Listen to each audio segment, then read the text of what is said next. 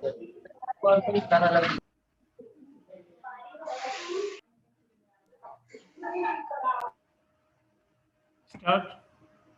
Manu Risal.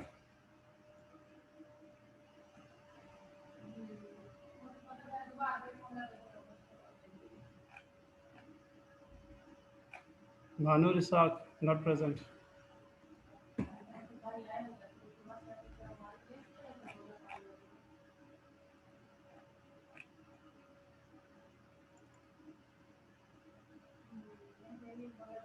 Abdul Qadir, present or Abdul Qadir, absent. Hossein Ahmed. Yes, sir. I'm playing your ones.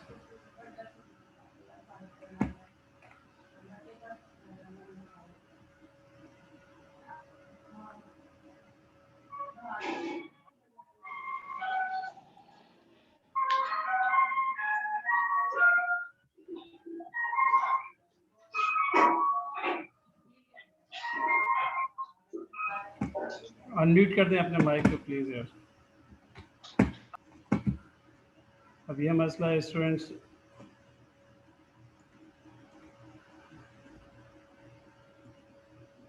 Manur absent.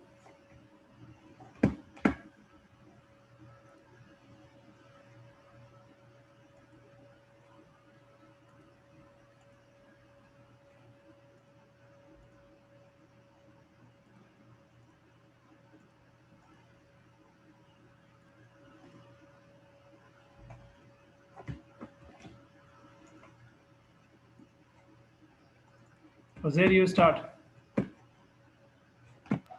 Yes, sir. Assalamu alaikum to all of you. This is Uzair, and I'm a student of VS English 5th semester. Today, I'm just going to present the topic Admiral Spencer as a representative of his age.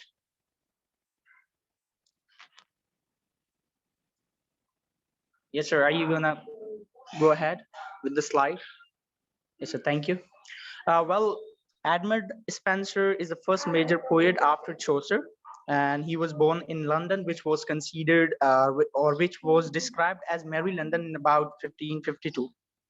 And he was an English poet, and he has got many publications, but he's known best known for the Fairy Queen, an epic poem and fantastical allegory.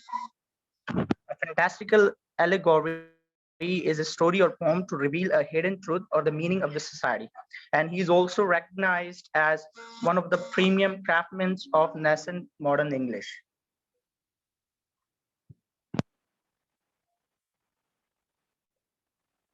Yes, sir, go ahead.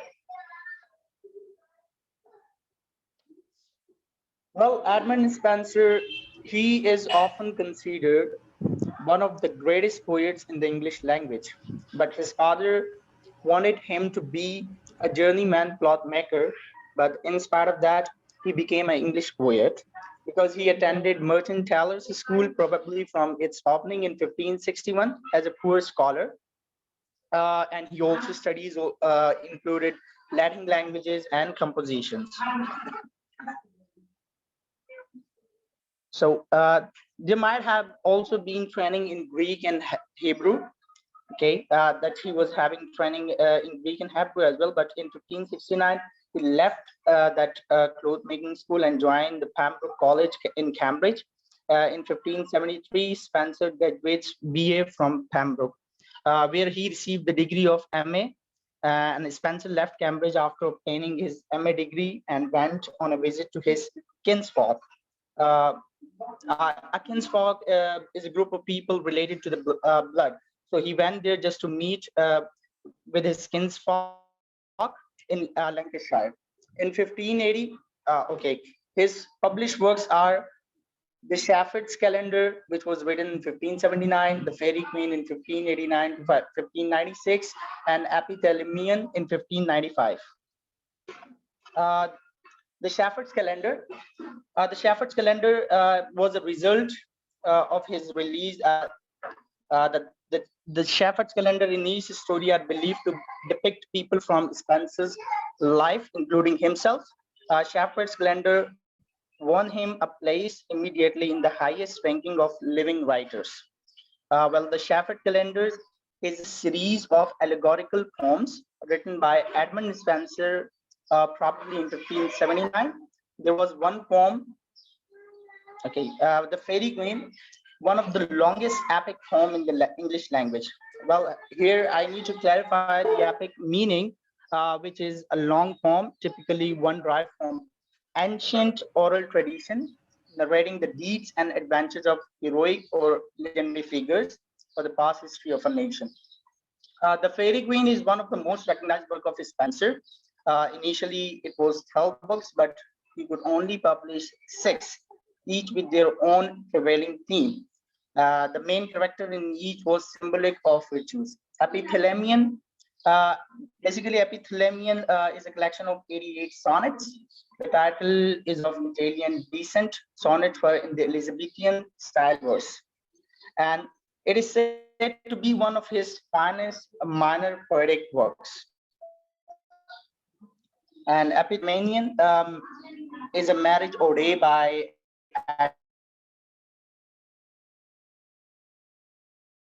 Admiral Spencer, originally published with his sonnet sequence, celebrates 1594. Okay, what's your topic, by the way? Taken as a whole. What's- The group of poems your- in unique among yes. also Excuse me. sonnets. Hello, what's your main topic? What is your main topic? What is your main topic? Okay, thank you.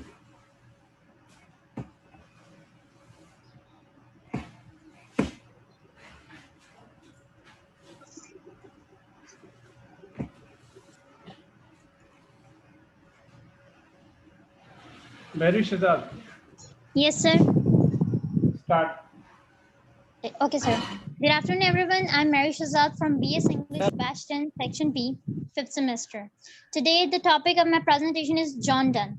The introduction of John Donne is where, he's an English poet, a priest, and a lawyer. He is known as the father of metaphysical poems and poets. He wrote many metaphysical poetries which were unique for his time. He wrote many forms of poetry like sonnets, elegies, songs, love poems, religious poems, satires, and sermons. His subjects of writing were love, sexuality, death, and religion. He considered the era of John Donne, the age of John Donne is the first 30 years of the 17th century. It is the midway between the Shakespearean and Jacobean or Miltonic era. Basically, it was the age of transition because it was changing from Shakespearean to Miltonic age. The changes were mainly focused on the religion. They were focused, the religion was supremely focused at that moment, and he was ranked the best among the 17th century's poets. Next, John Donne. So next slide, please. The early life of John Donne can be described as he was born on 22 January 1572. He belonged to a Catholic family. His father's name was John Donne, and his father died when John Donne was only 4 years old. His mother name was Elizabeth Haywood.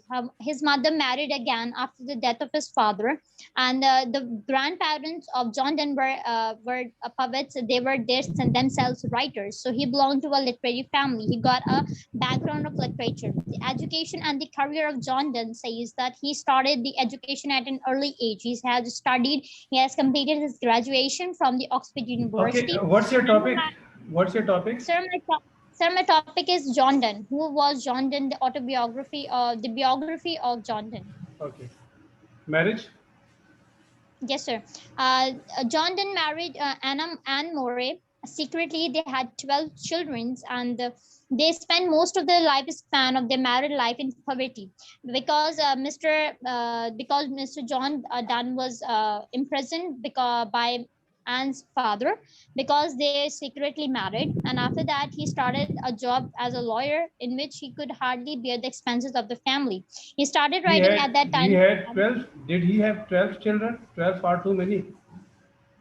Yes, sir. That's what I have found from the books. Are you sure books. Yes, sir. he had 12 children? Secretly married, then he have 12 children. You know, it's 12 are too many numbers.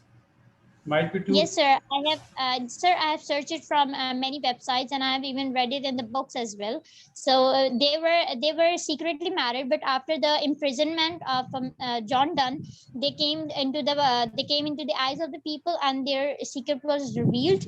And they had 16 years of marriage, and in that time span, they had 12 children. And after the birth of the 12th one, Anne died. Okay. Literary career. Yes, sir. The literary career basically started when he, in 1902, became the member of the parliament. In 1610 to 1611, he composed many of his poetries, and he became the priest in the Church of England. And later, he became the dean of the St. Paul's Cathedral, in which he gave sermons and religious verses. After the death of Anne, he write about more about the religion and the death. And before the death of Anne, when Anne was with him, he wrote about the love and sexuality. The death of he died at the age of 59 in 1631. He is buried at St. Paul's Cathedral, and his statue is also present there in the London. So what was the most Sir, important? What is the most important thing related to John Donne's life? So the most important part was his metaphysical. He was full of wit. He was full of passion. He was a passionate lover, and these qualities can be seen in his work, because he was a passionate lover and he had a good knowledge and he had a good wit. He had a good power on the speech and all these things. So that can be seen through his writings, because metaphysical poetry at that moment was not very much in. It was not very much in his style, but he started writing about it, and the conceits that he used were very different, and very far-fetched characters were used in his poetries. But actually, in the beginning, he was not religious, but later on, he became Catholic and he became religious. And then whatever he wrote, it was religious poetry. And that is why we see Yes, sir. two kinds of poetry. One first is love poetry, and second is divine poetry of John Donne. Yes, sir. So he is also known as the love poet of English language, the greatest love poet of English language. Poet, not poet. Okay. Thank you. Thank you very much. Welcome, sir. Okay. Is Manu ready? Manu. Manu ready? नहीं है. Okay. Sir Mahnur Mohammed Yaqub. Mahnur. Who is this Abdul Qadir? Is Abdul Qadir ready? Yes, sir, me. Yes, Start, sir. man. Start. Assalamu alaikum, guys. Today my topic is, I'm Abdul Qadir from 10th batch BS English. Today my topic is Chaucer, Amours, and close observation. Next. I want to clear you that what is amour. Amour is that amazing or cheerful or funny words or funny context which make learner or listener happy, or which make laugh someone else. And so Chaucer may be regarded as the first great English humorist. Means Humorist, that not Chaucer humorist. humorist means that Chaucer is the first greatest English humorist. No one before him, the great humorist, he was the first greatest humorist. One of the best quality to give to Chaucer power of vividness description. Here I show the Chaucer's close observation. Chaucer's power of vividness description made character superb. Means Voice not clear. Chaucer describes character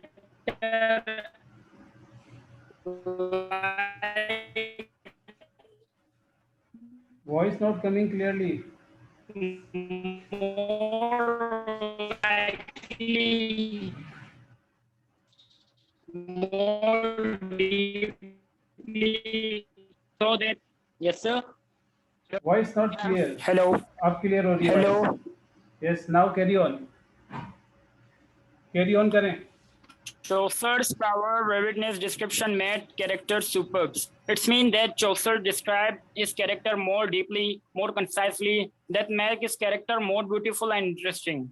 Chaucer's vividness in describing his character can be appreciated through his artistic description of A, B, C, D, S, that appearance, behavior, color, dress, and sound of this character. No literary work before him reveals humor in a modern sense. Humor. Sorry. Here I give you the Chaucer's humor expressions. Example: the squire. He looks were curled as they were laid in a press. Like it shows that a funny, a cheerful feeling. It's defining character as that reader maybe laugh. The square look as fresh as the month of May. Here is showing that square's freshness and comparing to the month of May. Squire loved hotly that at night he slept no more than nightingale. Here is show about the squire that the squire loved as much that he is unable to sleep at night. 4-point square. Yeah. What is humor? What is humor? Humor is a quality that make character more interesting or cheerful or amazing. Okay, thank you. Amazing. Like that. Thank you very much. Yeah, is Manur Isaac present? Sir Manur Isaac ने दे दिया है ठीक है, last session में. Yeah, she has given. Sir Malaika का लगाते हैं. सर राज मोहम्मद का लगा दें sir. Sir Okay. Sir Malaika का पहले लगा दो. Okay, Malaika and then Raj Mohammed. Thank you. Okay sir. लेकिन अब ढूंढना पड़ेगा मलाइका कहाँ पर है. It's another problem. सर मैंने भेजा है आपको. You said Sandy, but I played here once, but you were not that time. थोड़ा उनको ढूंढना पड़ेगा. I am Sobia, sir. Sobia की. Yeah, just wait. Malaika, Raj Mohammed. Malaika Mohammad Salim. Malaika आपने कब भेजा है? दोबारा कब भेजा है? सर थोड़ी देर पहले भेजा था सर. दोबारा सेंड कर दूं? भेज दे जल्दी से. Yes sir. राज मोहम्मद आप भी भेज दे जल्दी से. सर बिलाल का जब तक देख लें, चेक कर लें. सर मैंने भेज दिया है. Yes, I am opening your ones. Okay sir.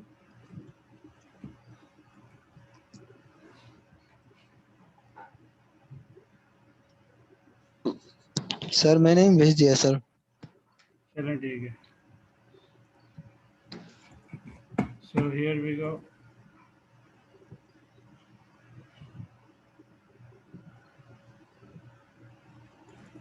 Start. Okay. Assalamu alaikum to all. My name is Malaika Muhammad Salim and I am from MA English Semester 1.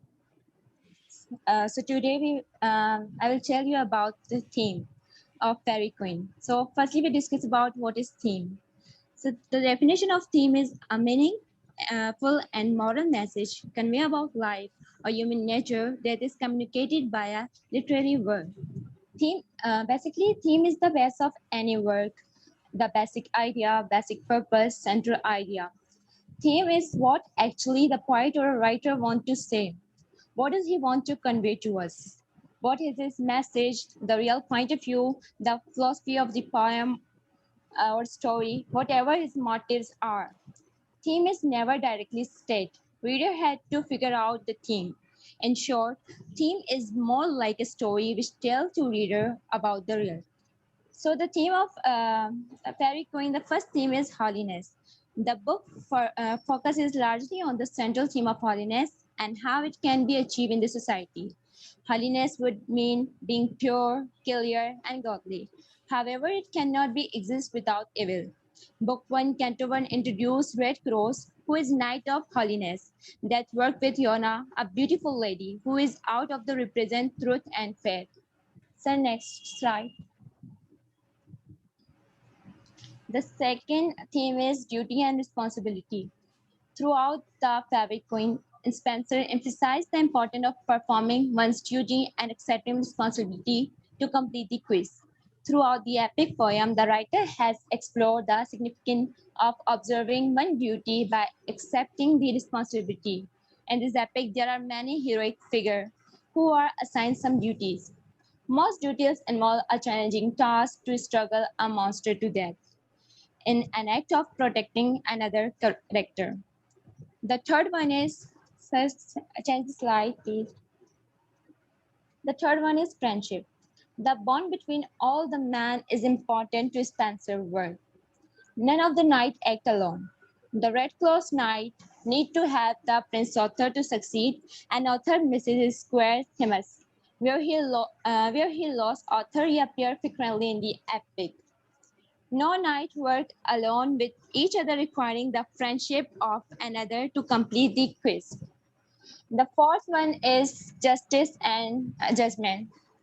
Just change the slide, please. Justice is a topic that is significant throughout the poem. Justice particular is constantly used when character face challenging, confusing, and potentially dangerous situation. Judgment is also an essential tool to differentiate between the good and the bad, and the true and the false. The fifth one is virtue. Virtue is the theme that runs throughout the Fairy Queen. According to the Spencer, virtues will succeed at completing their journey. Each knight succeeds in a result of his inner strength. The knight deserves to win because they are a good virtuous man. So the Fairy Queen, the themes of Fairy Queen was intended to teach the young man and woman to focus on building a society that is learned and that is clean and pure. Thank you. So, what is the most important theme in Fairy Queen? Sir, holiness. Holiness. Why? Yes, sir. Why? Sir, because the whole story is about it, teach the men and women to focus building the society that is pure. The holiness means pure and godly. So if Spencer himself said that the main goal of his epic was instruct young men in the way of virtuous living. Okay, thank you. Thank you. Thank you, sir. राज मोहम्मद आपकी कहाँ presentation यार आपको कहा था दोबारा भेजने के लिए Sir, please take my presentation. Sir My name is हमने Fatma Sanali. व्हाट्सएप पर भेजी है सर, इसमें है ग्रुप में। ग्रुप में यार क्यों भेजी आपने? आपको यहाँ भेजनी चाहिए। चले चला रहा हूँ आपकी। अब ग्रुप में नहीं भेजे ना, ग्रुप ऐसे ही भर जाएगा फिर सारा। स्टार्ट। जिन जिन की प्रेजेंटेशन होगी they can leave the session.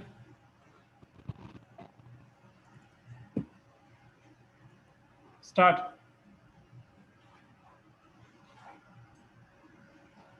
yes Mr. Raj Mohammed, start.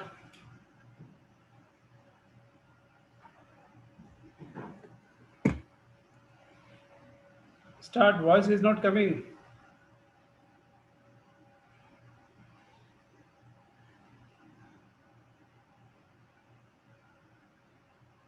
Your voice is not coming. आवाज आ रही है सर? अब आ रही है। Hello. Yeah, now start. Yes sir, I'll start with the great who is the most beneficent and the most merciful. This is me, Raj Mohammed Lashari, and today my topic is about Renaissance.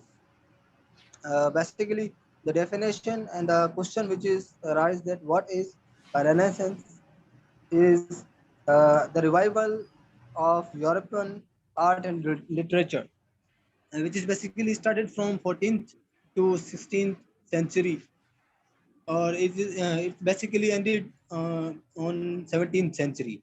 By original origin, it's mean that rebirth or again birth of literature or European literature. Yes sir, next slide. Its history and background. It is started from 14th century and ended at 17th century. It is started from Italy and gradually it is spread all over Europe.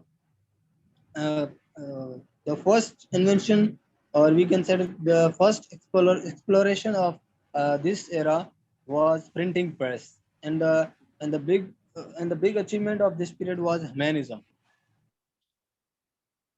After the Elizabethan, King James ordered the 47 scholars to translate the Bible and then make it to printing press. In this era, in 1513, uh, Machiavelli published a book, The Prince, which is written about how to rule or how to govern. After that, in 1564, William Shakespeare write more about in this era. Yes, sir. Next, Masaccio.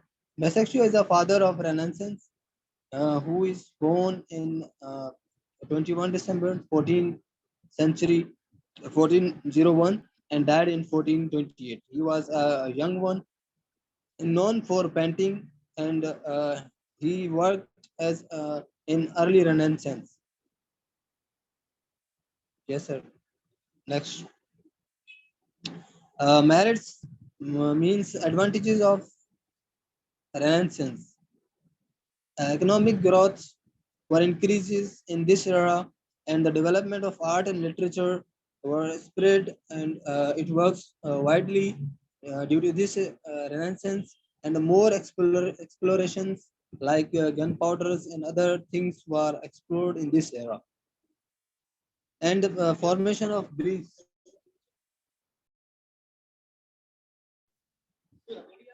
Humanism started with this. They believe that uh, we should to take focus on the human and the humanity, not to the religious views. There were writers of the Renaissance period as well. The Christopher Marlowe, Robert Herrick, Andrew Marvell, William Shakespeare, John Donne, and John Milton, John Bunyan, Francis Bacon, and Richard Lawrence. These are the writers of this period. That's all. Thank you.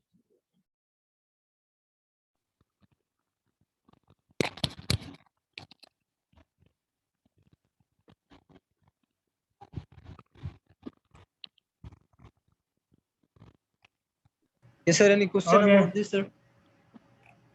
Your topic was what? Renaissance. There are many things which you did not. Topic is about Renaissance, sir. बहुत सी चीजें आपने अब नहीं बताया. चलें ठीक है. Thank you. Thank you, sir. Thanks so much.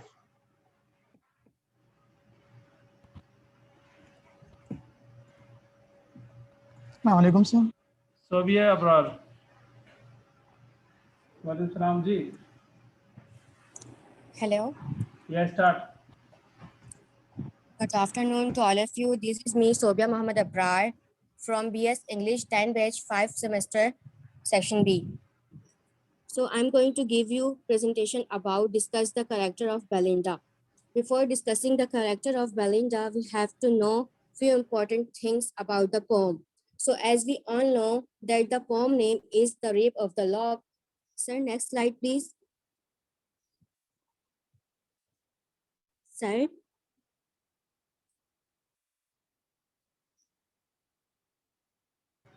Yes, carry on.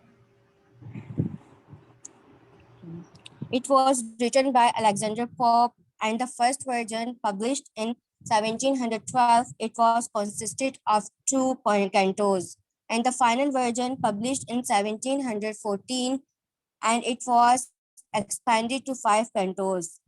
Now, storyline. Sir, next slide, please.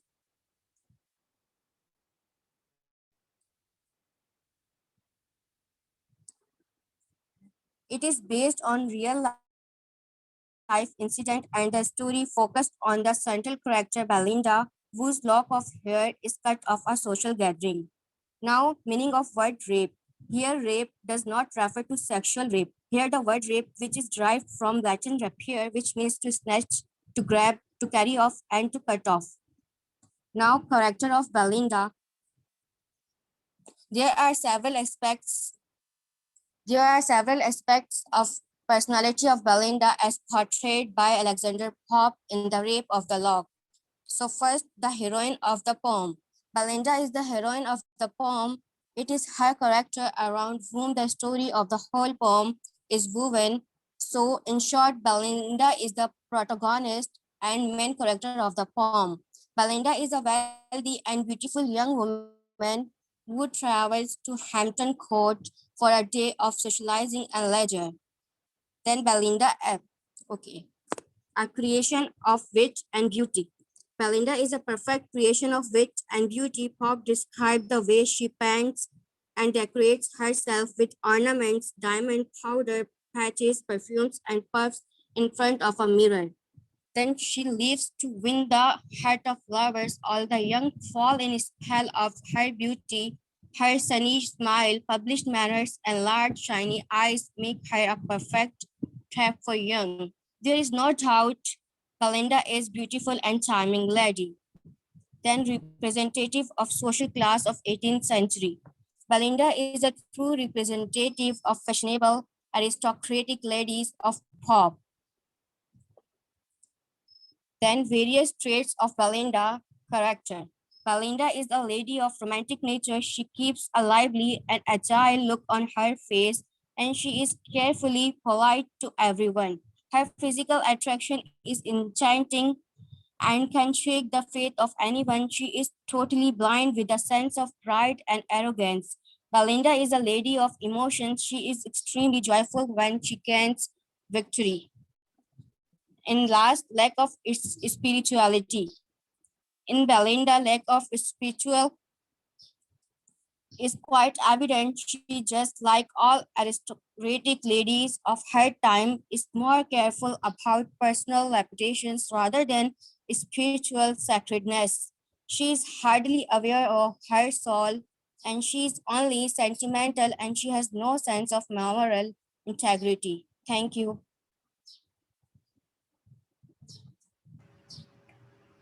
Okay, tell me about Belinda. Tell me more about Belinda.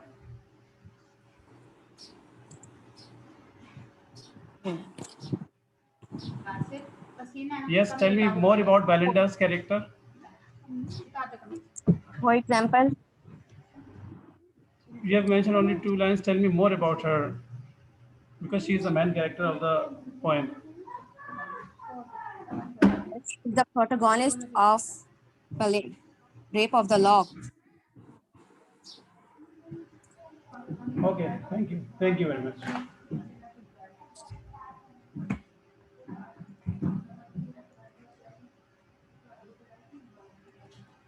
Sadaf Hafiz. Is she present? Sadaf Hafiz? No.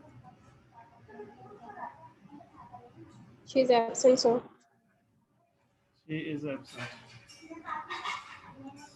This one, Iram Razak, absent.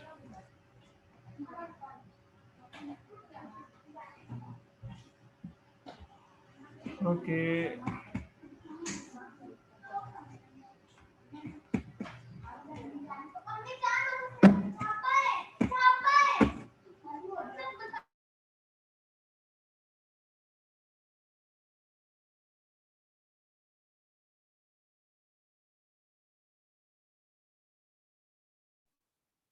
Excuse me, sir. Sir, Name. जल्दी नाम बताओ. sir, Mansoor Akhtar. Mansoor Akhtar. Sir Mansoor के बाद मेरी ले लें. बताए ना आप लोग खामोश फातिमा बैठे. एहसान अली. सर मैं आपको सुबह से कह रही हूँ मेरी आप प्रेजेंटेशन बेटा नाम तो बता दें आप अपना. मुझे क्या पता आप. सर इकरा. इकरा.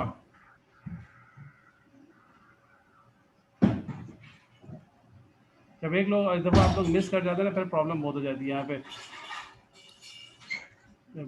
इकरा.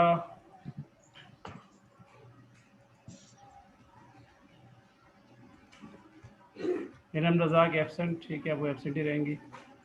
दिलशाद वजीर absent. He will remain absent. Sir, also check Bilal. I have been waiting for 7 hours right now. Who are you? Name? Bilal. 7 hours आप बैठे में और अभी आप मुझे बता रहे हैं. Fatima. Sir, I am also waiting. Sir, I also waiting since the morning. I'm playing right now Fatma yours. उसके बाद बाकियों का होगा next session में. Start please.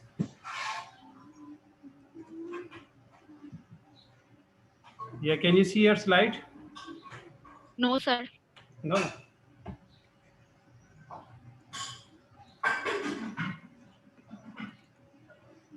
Start. Assalamu alaikum to all. Hope you all are fine. So first of all, I would like to introduce myself. My name is Fatma Sanali. I'm a student of English department, 10 batch, 5th semester. Uh, my presentation topic is Chaucer's sketch of some characters. Basically, there are about 29 pilgrims who travel from London to Canterbury for pilgrimage. These were stayed at one place that is Tabard, but here I'm discuss only the characters or pilgrims. First, first character is the knight. Sir, please next slide. In this poetry, Chaucer discussed the life of pilgrims. First, he discussed the character. His name was Knight. He was a brave man and he fight only for truth. He went many places, Persia, Russia, Lithuania, and every place he fight for truth, and he wins every fight. Knight is a noble character in all pilgrims. Basically, his son named the Square. On the basis of closeness and similar qualities, knight and squire are first of Chaucer's fare among the pilgrims. Squire also represent the chivalric class too, because he was the son of knight. Chaucer also tell about the appearance of Square, that he dressed brightly. He was a young boy around 20 years old. He was also strong as like his father. He is good at drawing sketches, and he loved to sung a song in his gay voice. As I said, he loved to sing a song, not only singing a song, but also he composed song and write poetry. Squire wear brightly embroidered dress which has flowers in red. Priors. Priors is a religious woman. She is basically a nun and superior nun in church. She is holding a great duty. As like every nun, she was also spent her life in poverty. And she is very obedient to follow the rules and regulation of church. Chaucer also discussed the good qualities of Prioress, that she was full of charity. Another character that is the monk. Monk is religious person. They only concerned with their own life.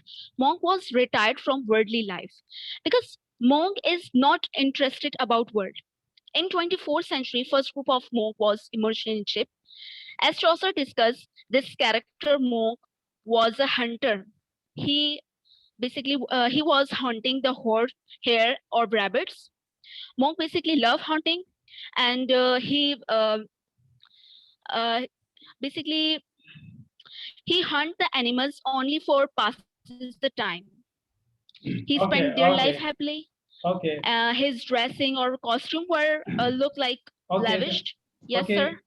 So your topic is, what's your topic? Character sketch. Character. Chaucer sketches some characters. So which Chaucer character? sketches some characters. Which character do you like most?